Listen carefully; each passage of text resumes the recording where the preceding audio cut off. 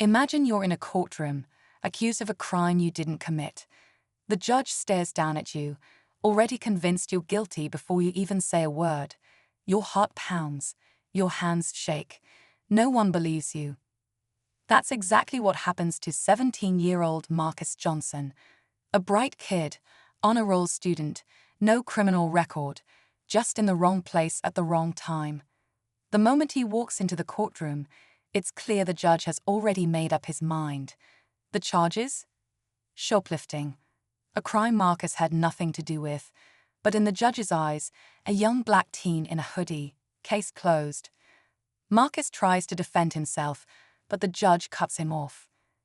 His court-appointed lawyer barely fights for him. It's like no one cares. No one's listening.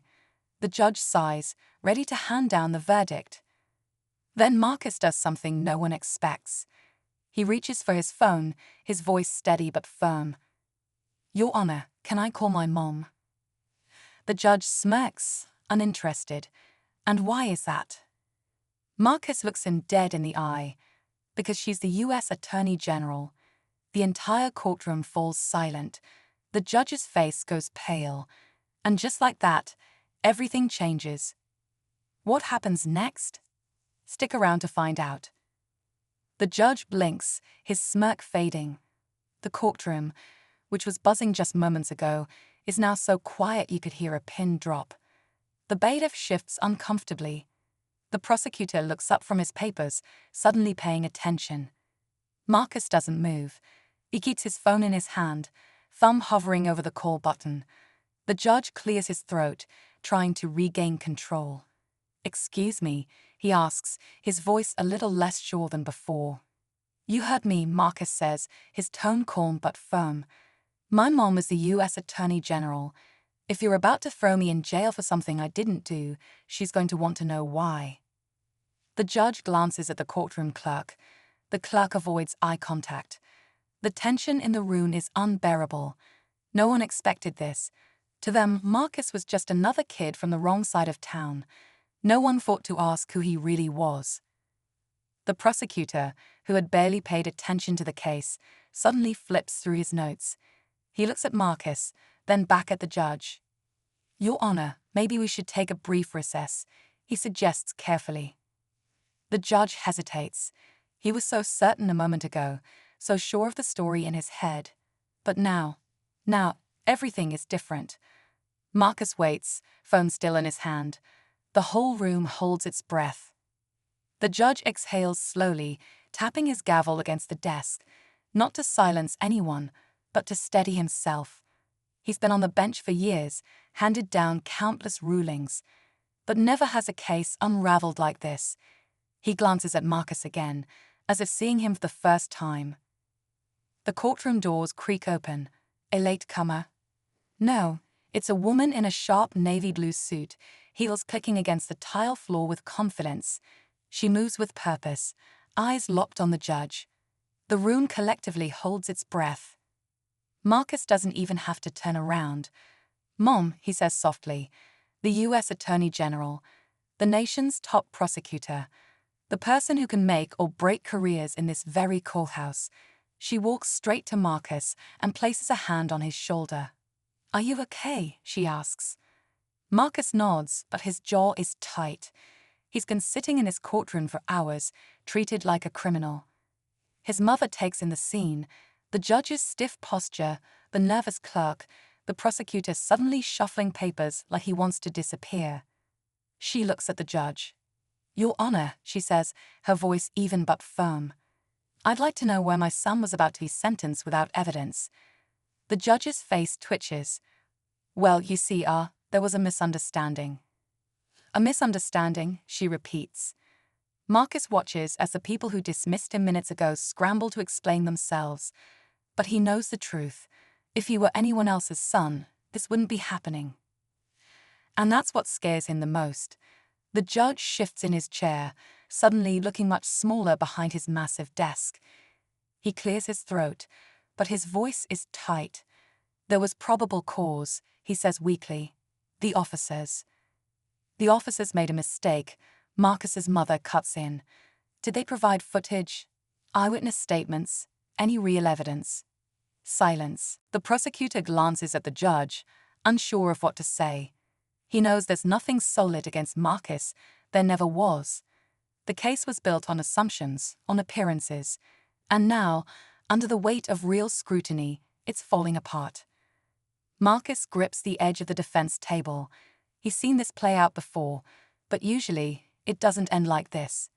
Usually, the person sitting in his seat doesn't get a second chance. They get locked up, forgotten. The judge fumbles with his papers. Perhaps we should. You are about to sentence my son, his mother interrupts, her voice calm but sharp. No real defense. No real case. Just a decision already made. She takes a step forward. How many others have you done this to? The room is suffocating now. The bailiff looks away. The clerk swallows hard. The weight of her words lingers in the air. Marcus's heart pounds. He thought calling his mom would save him. But as he looks around, he realizes this is bigger than him, and the truth is about to come out. The judge opens his mouth, then closes it. His hands grip the bench as if steadying himself. Everyone is waiting for his response, but before he can speak, the courtroom doors swing open again. A uniformed officer rushes in, holding a file. He doesn't look at Marcus, doesn't look at his mother. He heads straight for the prosecutor, leaning down to whisper something. The prosecutor's face changes instantly. His eyes widen, his jaw tenses. He flips open the file and scans the contents. Marcus watches as the man who was so ready to convict him suddenly looks, panicked. What is it? The judge demands, his voice laced with unease. The prosecutor hesitates. Then, with a tight throat, he says, "We have a problem." He turns to Marcus's mother. "Ma'am, you need to see this." She takes the file from his hands and flips through the pages. The more she reads, the harder her expression becomes. Marcus leans in, trying to catch a glimpse. And then she freezes. Marcus has never seen his mother look shaken, not once.